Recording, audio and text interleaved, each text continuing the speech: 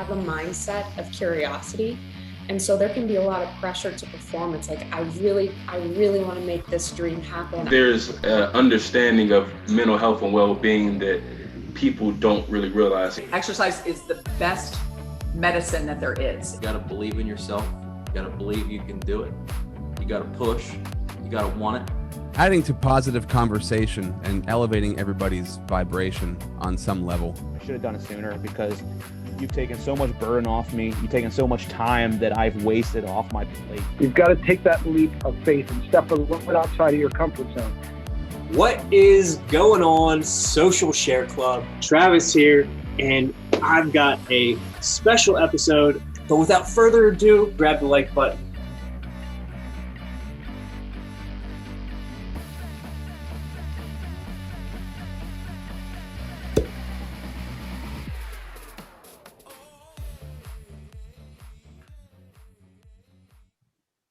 What is going on, Social Share Club? I'm your host, Travis, and I've got another special guest this week, my good friend and fellow entrepreneur, Jordan Clark of Clark Barber Company. But before we get into the show, hit the Trav trifecta. Like, comment, share, show that you care. And we've got a quick word from our sponsors. So if you are in the Johnstown area and need to get your vehicle ceramic coated, keep away all that harsh rock salt from the roads, head on over to AmericanAutomotiveSolutions.net on 1500 Bedford Street and ask for Mike. He'll take care of you. If you need a website, logo, some marketing help, head on over to trav.media. You'll talk to me and I can help you with your marketing needs. Some really cool stuff over there. We've got some software to talk about and doing so much more. Some really cool things coming up. So hang tight. Make sure you like and follow us because you are going to get so much out of this channel. I'm really excited for the things that we have coming up. And if you want to play with some new technology, head on over to onair.today to check out the audio-based social media platform that I am currently working on and sign up as a test user. Plan on having a lot of fun with that. But without further ado, I want to bring up my good friend, and let's see if I can get him on the screen here.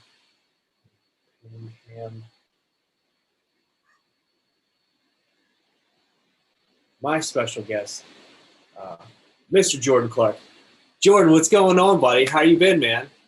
Yeah, I'm doing pretty good. How are you, sir? Doing well, doing well. Thank you for joining me on this wonderful Tuesday morning. Always my pleasure to have cool people who do cool things. Jordan you started your company, Clark Barber Company. You said 3 years ago, 4 years ago? I started Clark Barber Co. in 2019, March of 2019. So it's coming up on 2 years in like a week or two here. And you've already established a pretty solid footprint in the Pittsburgh market. Anytime that I've searched to get my haircut, you guys just always kept coming up first. And obviously I've enjoyed it. I've got my hair cut there a few times by your hands and by some of the people that work there. So you doing a really good job. What were some of the struggles whenever you were coming into, obviously you've now set a good pillar in the community, but how did you get there? How did you do that? Well, I mean, like just barbering in general. So like, I have a degree, like a lot of people my age, that I don't use. So I had said degree and I was working, jobs here or there, or working 2 jobs to work in the third job that was in my field that wouldn't pay me, or, the typical millennial struggle of trying to figure out what to do. And I was working for Apple at the time, and was kind of cutting hair on the side just because I enjoyed it. And I would have coworkers come in with terrible haircuts, and I was like, I know how much money you make. I don't know why your hair looks so terrible. So come to my house. Let me see if I can fix it. And just started really enjoying it some more. And whenever I left Apple, I took that leave and that severance and everything, and was like, you know what? I want to go into a field that I enjoy, but I'm just not working for anybody. I want to be able to work for myself. I want to be able to be at home whenever I want. I want to be able to see my kids whenever I want. I want to, play music whenever I want, and, work for me, because I'm kind of a hard person to work with. So I kind of want to make sure that I can do the things that I want to do. And barbering was that thing that I thought that I could be successful at. And I went to barber school in 2016, came out, and started working at a pretty reputable shop in the city.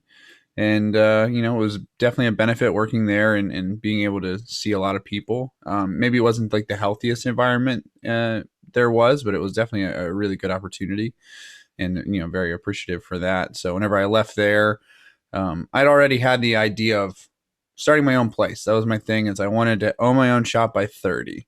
And so I was 28, getting ready to turn 29, and I was like, all right, it's getting close. I don't really have the capital that I want, but I bet you I can make this work. So I started working at a friend's shop from like 10 to 7. And then from like 8 to 2 a.m. every night, I would go into the place that I have now and did all the work myself. And so that was the beginnings of Clark Barber Co. And got it up in March of 19 on my wedding anniversary, so I wouldn't forget. And I've been doing it ever since. And, it's been a lot of fun. Have some really, really great people that work for me. Just finished apprenticing my first apprentice. So even growing people from within the shop. So it's been really good. It's been definitely successful. We've done we've done a national ad campaign so far with Lyft, and then we did a local ad spot with Pittsburgh Allegheny Commerce, and did that with like Franco Harris. So I'm Yinzer royalty now. I did a commercial with Franco, so pretty excited about that one. And yeah, it's just been really good. Definitely being a staple in the community. I get to walk to work and get to work for myself, and it's been a pretty big relief and joy, and enjoying what I do. So it's been opened a lot of doors, and been very grateful for that. Yeah, that's pretty awesome. Last time we talked about, you always find somebody from Pittsburgh somewhere. Everywhere. Oh yeah. No matter where you are in the country. No matter where you are in the country, you're gonna find someone from Pittsburgh. And I've found that rang true, in my different travels. And I think you said you were at a conference, a music conference, whatever, last time. Yeah, we were in LA for NAMM, which is a national, or the North American Music Merchants Conference, which is like the largest music gear conference in the world. It happens every year in LA. And we were out there, and me and my best friend, who's in a band with me, were there. And as soon as we left the airport, we saw a Pennsylvania license plate with like a Wexford tag on the back from like a dealership, and we're like, well, that's crazy. So I started yelling at him in Yinzer on the strip. And then when we were at the conference, someone was like, "You guys from Pittsburgh?" And we're like, "Yeah, we are." And we're like, "How the heck do you know?" And one of us was wearing a Pittsburgh hat and didn't even realize it. And so just like, "Hey, I literally live, over in Wexford or whatever it was." And we're like, "Okay, crazy." It's like, no matter where we are, we're always gonna find somebody from Pittsburgh or like Central PA. It's Yep. Weird. In Central PA, we also have some more Central Pennsylvania roots. Yeah, that's right. Yeah, I'm from like the Altoona, Bedford area, and you're from Johnstown. I used to work in Johnstown for a little bit. Yeah, Doing windows and door installation. you were doing door installation. Window and doors for Best Window. Yeah, right Nice. there. Nice. I know a couple people that work there. Yep. I'm sure we probably know a lot of the same people, which is kind of crazy. And the fact that we just, met each other not too terribly long ago, and we still have a lot of the same connections. Yeah, for sure. You said you're. I really like the band that you're in. And you've running a store or running a barber shop versus running a band. What are some of the maybe similarities, maybe some differences? Some things that you found that kind of crossed over. Yeah, so I'm in two other groups. So I have like a pop punk band that I'm in called Postseason, which my best friend who lives in LA is the front man. Who we're from Altoona. It's like our hometown little thing that has done a lot, and I'm great, grateful to work with him. And then I have a band here in Pittsburgh that does we do like worship music. So we do a lot of like youth events, church events, national conferences, retreats, things like that. So we kind of go over and play wherever. And so, yeah, there's a lot of similarities. I mean, with the barber shop, you just got to make sure, like, you know, there's still a creative element to like every haircut, and everybody has skill and a creative take. And, you can be good at something and do it, differently. And same when you're working with musicians, everybody always has a very creative idea or outlet or element that they're bringing to the table. And so part of running those things or doing the business end of those things is containing that and trying to make sure, things get done. So it's still like, I just take care of a lot of the business end of things. That's our name is Still. And we do, I just do all like the contracts. So like anytime that we're doing stuff, make sure we have all of our, if we have flights, get those taken care of, pickups from the airport, all of our travel, how we're getting paid, when we're getting paid, all the stuff with the bank, ordering shirts, all the square orders, inventory, kind of taking all that. So there's a lot of, that business end of things is still very similar. You're still, selling a product, the product just changes from a haircut to your music or your show that you put on. So it's just really keeping everything in line and in check, and it's a lot of not fun stuff. But once you get to finally do the thing you like to do, then it's all worth it in the end. Yeah, it's and just seeing some of the videos and your concerts and whatnot. I mean, and taking that level of fun, and working that into your life and being able to love what you do. Like you said, you walk to work and listen to whatever you want to listen to. And, it's a big change from the retail grind or working for somebody else for a while to like doing this with you this morning. I just blocked off part of my schedule. I was like, I'm going to do this morning, and that's what I want to do. Yeah, it's a big change, and it's a lot. It's freeing, but also for some people that can, you have to make sure when you're in that entrepreneurial, mindset and spirit that like these jobs work for some because, when you work, you make money, or you're the person that's going to make it happen for yourself. And some people, thrive in that, and some people do not. So you have to make sure that you're keeping on top of yourself, and you're not just slacking. Like, I don't feel like working today, or I don't feel like doing that. So, keeping that grind and keeping the whip going to be like, we got to do this, got to keep going. What's the next step? So we're making sure that next step is always something that's in your mind of like, all right, this has been successful, or this has not been successful. What do we need to do next to continue that train to keep moving? Yeah. Keeping that drive. You've got mouths to feed, right? I do. I got 3 little ones. Nothing else. You've got your own mouth to feed if you don't have kids. Yeah. Watching this, but regardless, there's things that can happen. Whenever you start pushing yourself and getting yourself into, whether it's business ownership or whether you're working your 9 to 5, but coming in with a good heart and a good mindset to help and thrive. And you've been blessed with some other great barbers in the shop. What was it like? You said you were apprentice. You just got done apprenticing your first person. What was that experience like? Yeah, that was a pretty interesting experience. I mean, for me and for my other barbers that work for me currently or work with me, um, we didn't enjoy our time in barber school, and I don't know if a lot of people do. And unfortunately, in Pittsburgh, it's a monopoly. There's only one barber school within like a 2 or 3 hour radius, so there's really only one option to pay to go to barber school.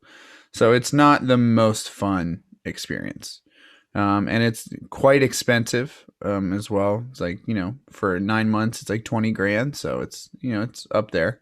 It's not, the most expensive compared to a 4 year degree, but when you already have a 4 year degree and then you're paying for that, it adds up pretty quick. But with him, luckily, like I got to apprentice one of my really good friends, actually the drummer in our band still. So somebody I get to see a lot and enjoy seeing, who I already thought would make a good barber.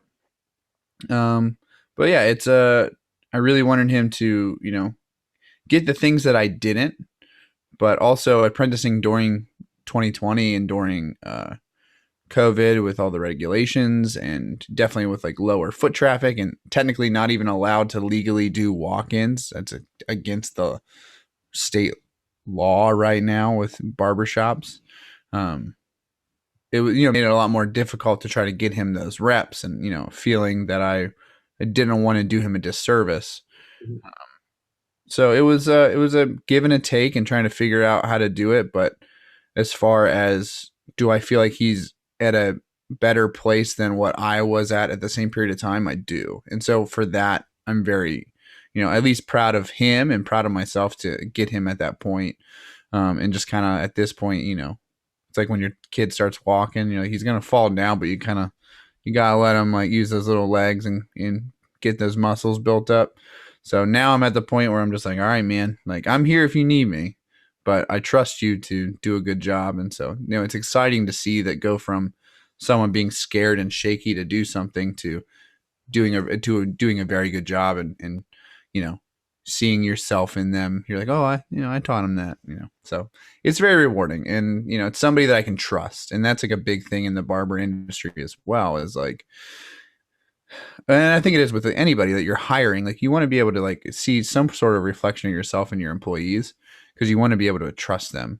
And so being able to literally train and hand pick somebody who I want to work for me and who wants to work with me was a blessing to be able to be like, you know what, if I got to go or I have an emergency, he can take care of this until I get back, and I have no problem having that happen. And I've been lucky enough that everyone that has worked, with me, for me, however you want to put it, I definitely fully trust them, and that's the benefit of running like a smaller business. When you get bigger, it gets a lot harder to keep that the same. Yeah, for sure. Having that kind of flexibility. Well, and there's a trust level, right? You've already been working with this person, um, and you have that kind of relationship where they can probably take some criticism. You know, to quit playing the drums too loud. That's usually a typical one for drummers. I shout out to all my drummer friends out there. Um, but so being able to take criticism alone, right, and knowing that it comes from a good place, I think probably made that apprenticeship a lot easier. So, and then having these restrictions over COVID, where now no walk-ins, right? Is that what we're That at? still haven't updated that. Yeah, that's still like a thing. But it didn't affect us too much. I mean, we're very busy shop. So we work off of appointments because if it wasn't like no one wants to show up to the barbershop and have to sit and wait 3-4 hours for a haircut. And at the old shop that I was at, like that would happen because like I would book up 2-3 weeks in advance. And that just sucks. Nobody wants to do that. So we've always kind of been on appointment. So you have a schedule and you have a lunch time or you have a meeting you need to get to, that you can be in and out by a certain time. And we like that level of professionalism. So it didn't really bother us for walk-ins, but when you have somebody that's learning and you want to be able to cater to that person coming off the street. So that's been like the big thing for us, is trying to it's almost like an 80-20 rule we try to follow. Like you want to be 80% of the time booked up, but you don't always want to be 100% of the time booked up because you're going to start pushing clientele away. Like that new clientele that finds you on a whim or in an emergency situation for a haircut or last second or just isn't good at booking ahead of time may not want to come in. So you want to have 20% of your availability open so that you can have an option for those people day of or walk in to be able to come in. So we really try to do that. We try to grow and scale to that, so that we always have an option for everybody. So you can book ahead of time up to like, I think I have it like 3 or 4 months in advance, and you can, hopefully you can show up and get something the day of too. You know, it's not always possible, but we really try to do that to, Yeah. you know, because we're still in the business of making money. I mean, that's really what it comes down to. Like, is that my number one goal? Like, I don't know, maybe I wouldn't necessarily, like, I'm not, greed is not like the top thing for me. Is like, I don't define what I'm doing by what my P&L is at the end of the year. But if that P&L is a loss at the end of the year, then I'm doing something wrong. So I do have to make sure that I'm able to take care of myself, take care of my family. And I love taking care of my employees too. If I know there's a tool that they need or something that they need, you know, because they're 1099 people, they're not employees. Like they work with me. But it is my shop, my rules, things like that. So, you know, if they have a tool that breaks and like I notice that it breaks or they're out of something, I'll buy it for them. You know, I want to make sure that like they don't ever even think about wanting to go somewhere else. Like I want it to be a family environment. I don't want them to dislike where they're at. I don't want them to ever have that anxiety of going to work. Because if you don't have that anxiety of going to work, you don't have that fear of going to work, like you're going to enjoy work, you're going to have a better outcome, you're going to have a better overall team environment, and then your clientele is going to be able to notice that when they come in the door as well. So a lot of like tattoo shops are run very similarly, where you are basically just leasing space, but the environment you are in, I think wholly, makes up with what the outcome of your business is going to be. You know, if you're around people that are sour and ho hum in the work, it's going to affect your clientele. Yeah, 100%. 100%. And I mean, I've noticed that from shops that like I was at, or like even clients that come in and be like, hey, I went to so-and-so shop and I went to this person there and it was great, but like, I don't know, I'm willing to try something else. And I don't really want that same experience. Like when somebody comes to our shop, like I really want them to be like, I don't want to even think about going somewhere else. Like that was fun. That was cool. I had a great haircut. I had a great time. I had a great conversation, you know, and trying to read that for everybody is just like, if you're having a good time, you know, that person's having a sour day. Like if everybody else is having a good day in the shop, you're typically going to brighten their mood, even if it's a little bit. Like that's noticeable in somebody's overall day. So like that's definitely the goal. And yeah, it is very much like tattoo shops. And typically with like tattoo shops, you know, their family, and tattoo shops and barber shops in America stemmed from the same thing. So it is a very similar world for both. And I definitely do strive to have that same family type mentality. Yeah. And I love, talking about like culture and the culture of like tattoo shops. And you're absolutely right. The culture of the barber shop and the tattoo shop. And, you've got some people, ex-military, military that work with you. Shout out to Ty. But that is the essence of a barber shop. There's having good conversation with the people while working on your grooming skills, right? Yeah. And I mean, and I tell people, and Ty, you would say it all the time, like it doesn't, when you are working, it doesn't feel like work. And that's kind of like our goal. Like we were talking about the other day with Matt, our apprentice, who is not our apprentice now. He's, he's done and, he's working. But at the beginning, like, you're so focused on doing a good job, and you're so, yeah, not scared, but you're like, you really want to do a good job. So you're going a little bit slower, you're doing that. But barbering has this thing, like, once you get past that, you almost don't even, you get such in the zone that you don't even realize that you're working. And so you're just having a conversation, you're talking to people, and you can just do it just like breathing. It's riding a bike per se. And so, like, that's always the goal. Cause, like, I remember the other shop when the environment was, not the greatest, coming home at the end of the day and being exhausted. And then with these things, like, when I come home, like, I'm just home. Like, I had a good day. Like, yeah, I'm a little tired. I probably did, 14 heads or something like that. But, like, I can come home and, still do something or play with the kids and not just have to sit on the couch for a little bit and catch my breath. And I think that really comes down to the environment. And I hope that is the same for across the board for everybody else. And that's really the strive for that in almost any business. And I used to work in church and, was a pastor for full time for a while. And, culture is always a big thing that is always taught and preached to everybody of, like, how you really want to run a team. And it just kind of is that way across the board as far as, like, leadership skills is concerned in any business, whether it's when I was running a coffee shop, doing the barber shop, working in a church. Like, everything stems from the leadership, and you want to make sure that everything's full circle and that you're working together and that everybody is sharing a vision and making sure you're going to the same place. And you're not just like one person, just crapping on somebody else, just crapping on somebody else, and kind of getting in that environment. And then nobody's happy except for the people at the top. And that's only fun for the people at the top. Right. For sure. It all tends to roll downhill, right? That's for sure. It all tends to roll downhill.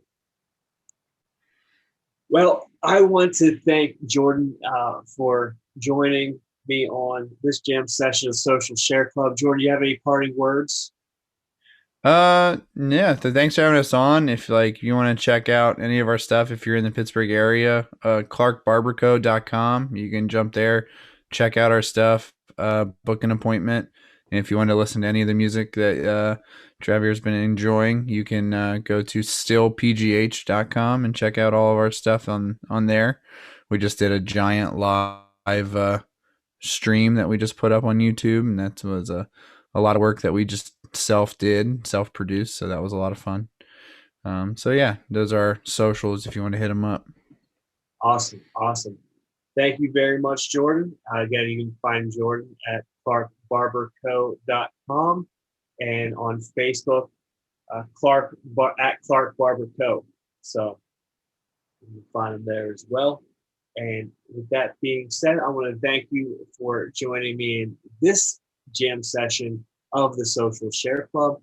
I'm your host, Travis, and you can find me at trav.media. If you have a question about the show, shoot me an email, travis@trav.media. I'd love to maybe bring you on or, maybe talk to you, see what you've got going on, and maybe make something happen here. If you need need a new truck bed liner, head on over to AmericanAutomotiveSolutions.net and connect with Mike. He will set you up if you are in the Western Pennsylvania area. So head on over to AmericanAutomotiveSolutions.net and ask for Mike. And we've got some great things coming down the pipe for the Social Share Club. So make sure you follow this channel, get all the notifications, because things are about to get real hot in the club.